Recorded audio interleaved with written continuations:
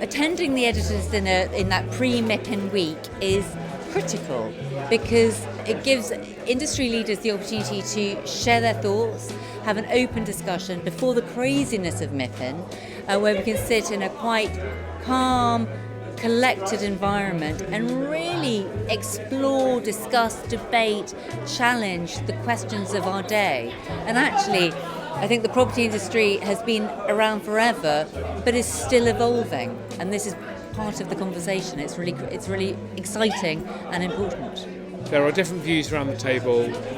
We come at issues from a different perspective. It's been a really great evening for openness and displaying different opinions. I think we learn from each other. And the ultimate point of this is to find a way of coming together around the important aspects of what we can do to collectively influence the future in a productive way.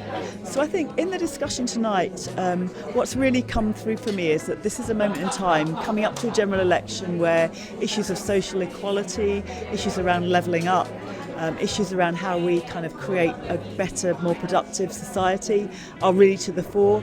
We have a fantastic opportunity to really tell the story of what the real estate sector, the property sector contributes to that, and to really champion our sector and champion its contribution. The big takeaway from me has been how we've got to really put the property sector much more on the government's agenda in terms of growth and infrastructure and the future of Great Britain.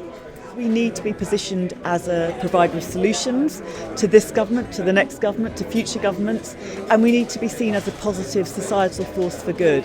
And I think that's the challenge and what we have to get across, but it's also the opportunity to tell our story at a moment in time where it's never been more relevant. If I could persuade the Prime Minister to do one thing for the property sector, I think it would actually to be introduce legislation to really set the guidelines on sustainability, how we go about deciding whether to demolish buildings, what sort of construction materials we can use, because all these things are such an important part of the carbon emissions, and the property sector and the built environment is responsible for a very large percentage of the carbon emissions, and at the moment we're very much on our own in terms of how we drive change.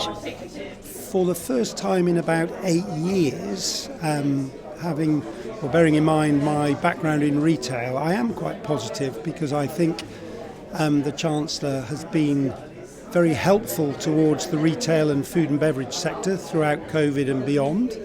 The biggest change and positive movement in sentiment is around the rating revaluation. Particularly for London, but it's impactful for the whole of the UK retail markets, where rateable values have fallen and occupiers generally tend to talk about total occupational costs.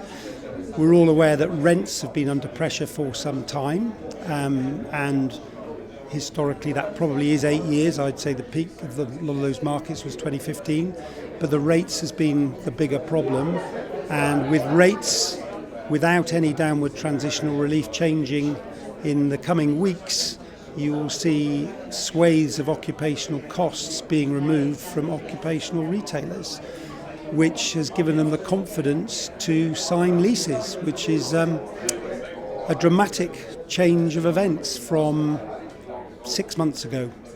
So yes, I am positive about that sector. It's a time of change, which always brings opportunities, and we act for a lot of entrepreneurial clients who always make the most of opportunities. So I think it's going to be a very interesting and challenging time. It's given us an opportunity to pause and really rethink how cities work, how London works. And I think we're still in the infancy of that thinking, but actually bids are playing a really important part in how we take retail forward and how we reinvent cityscapes and that hyper-local city environment. See, we were talking a lot about the inconsistencies around the journey to net zero. Property and real estate makes up, I think it's about 40% of the carbon footprint. So if we're going to encourage young people to come into the industry and they all want to talk about sustainability and the environment, then that's the way to drive it, not through the bricks and mortar and the old established routes of attracting surveyors and youngsters into property. I think if we get that messaging right around the journey to net zero and how property and property advisors can advise and influence, then I think you would have a golden ticket for young people to be interested in real estate.